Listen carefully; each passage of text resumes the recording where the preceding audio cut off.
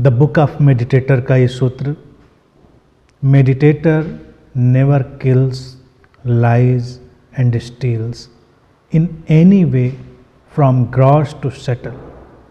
He does not commit any kind of violence through body, thought, emotion, word, glance or gesture. अर्थात सूत्र कहता है कि ध्यानी कभी हत्या नहीं करता, झूठ नहीं बोलता, चोरी नहीं करता, किसी भी रूप में, स्थूल से सूक्ष्म इन बातों का कोई भी रूप हो, वो किसी भी तरह की हिंसा नहीं करता, न अपने शरीर से, न विचार से, न भाव से, न शब्द से, न दृष्टि से, न भंगिमा से। जीवन की शैली अहिंसा से भरी हुई, और ये आवश्यक है। ध्यानी हिंसक क्यों होगा? वो नितांत रूप से अहिंसक है। सूत्र कहता है वो हत्या नहीं करता, चोरी नहीं करता, वो झूठ नहीं बोलता, स्थूल से सूक्ष्म। अब ये जो किल करना है, झूठ बोलना है या चोरी करना है, स्थूल तो है कि सीधे सीधे तुम किसी प्राणी की, किसी भी व्यक्ति की हत्या करो, तुम सीधे सीधे झूठ बोलो, तुम सीधे सीधे कुछ चोरी करो, ये तो स्थूल हुआ, ग्रॉस हुआ। शटल क्या है कि तुम ऐसी चीज़ें करते हो जो उसी के बराबर होती हैं, वो सूक्ष्म होता जाता है। हत्याएं भी सूक्ष्म होती जाती हैं, झूठ भी सूक्ष्म होते जाते हैं, चोरियां भी सूक्ष्म होती जाती हैं। तुम किसी की संभावना की हत्या कर दो, वो भी हत्या है।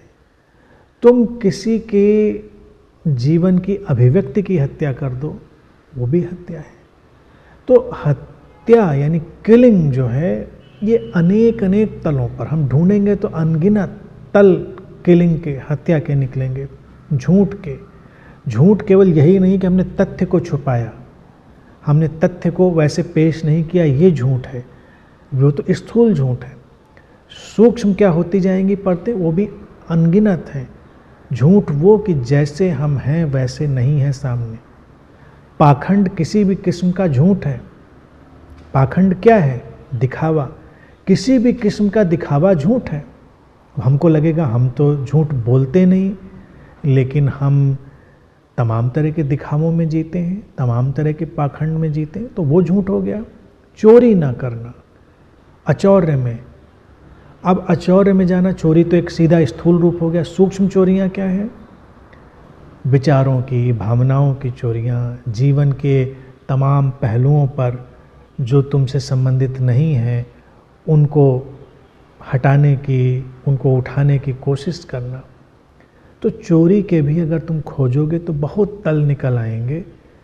चोरी भी वही है कि जो तुम्हारा नहीं है उसको तुम छीनने की कोशिश करते हो।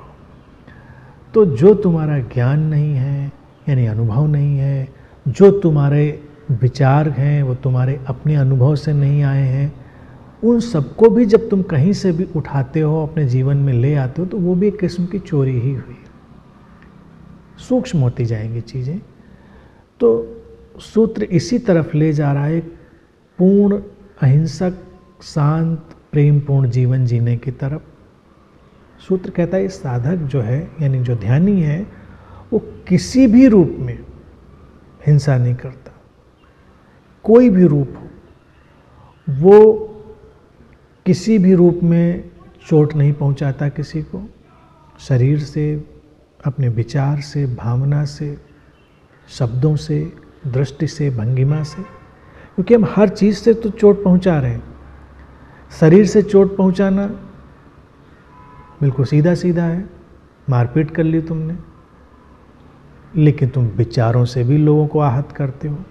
अनेक लोगों को देखो, वो विचार के उपकरण का उपयोग जीवन को सुविधापूर्ण बनाने के लिए, जीवन को आलोकित बनाने के लिए कर रहे होते हैं, या विचार के उपकरण का उपयोग वो हथियार की तरह कर रहे होते हैं, दूसरों को काटने छांटने के लिए, दूसरों को शोषित करने के लिए, उनका शोषण करने के लिए, दूसरों को परेशान करने के लिए, उनको नीचा दिखाने के लिए। विचार एक हथियार बन गया, हिंसा होगी विचार से। वही भाव सुंदर हो सकते हैं, भाव असुंदर हो सकते हैं। तुम्हारे शब्दों का उपयोग, कैसे शब्दों का तुम चुनाव करते हो, उपयोग करते हो, वो एक अलग किस्म की हिंसा को फैलाता चला जाएगा। जाने अनजाने, अगर तुम अनजाने भी खराब शब्दों का उपयोग करते हो तो ये भी हिंसा है। शरीर के तल पर भी देखा जाए असुंदर दिखना भी एक किस्म की हिंसा है। दिखना जैसे हो वैसे तो अस्तित्व ने बनाया, लेकिन तुम जानबूझकर मलिनता में रहो, वो हिंसा हो गई। इसलिए अपने भावों को भी मलिन नहीं रखना है, गंदा नहीं रखना है, अपने भावों को भी उदात्त रखना है, आलोकित रखना है, वो अहिंसक होगा। दृष्टि, भंगिमा, तुम किसी को देखते हो, अगर तुम तुलनात्मक दृष्टि से किसी को देखते हो, किसी को आकलन करने की दृष्टि से देखते हो, नीचा दिखाने की दृष्टि से देखते हो, उपेक्षा की दृष्टि से, अवहेलना की दृष्टि से देखते हो, हिंसा हो गई।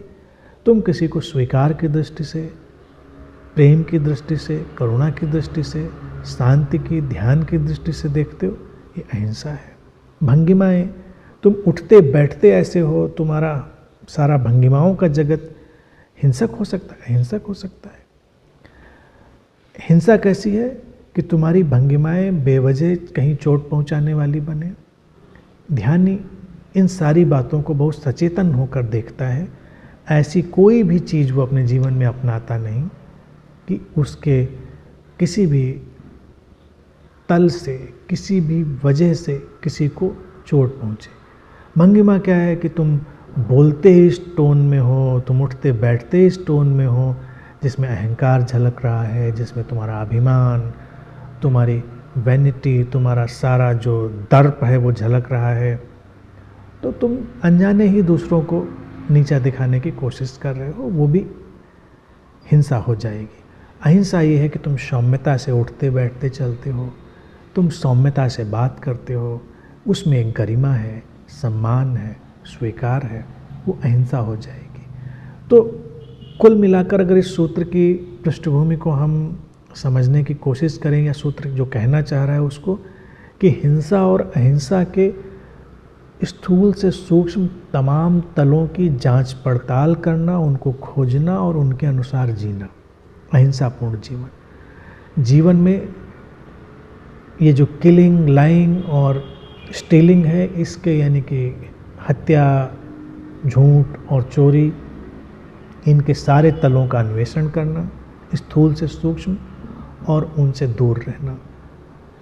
इसीलिए साधक का जीवन, एक ध्यानी का जीवन परिपूर्ण रूप से शांत, अहिंसक और प्रेमपूर्ण होता है, क्योंकि वो निरंतर उनकी सूक्ष्म सूक्ष्म परतों को विश्लेषित करता रहता है, अवलोकन करता रहता है उनका, और उनसे धीरे धीरे शनै शनै वो मुक्त होता रहता है, और एक दिन वो परिपूर्ण रूप से सारे ऐसे हिंसात्मक, अराजक जो आयाम हैं उनसे मुक्त हो जाता है।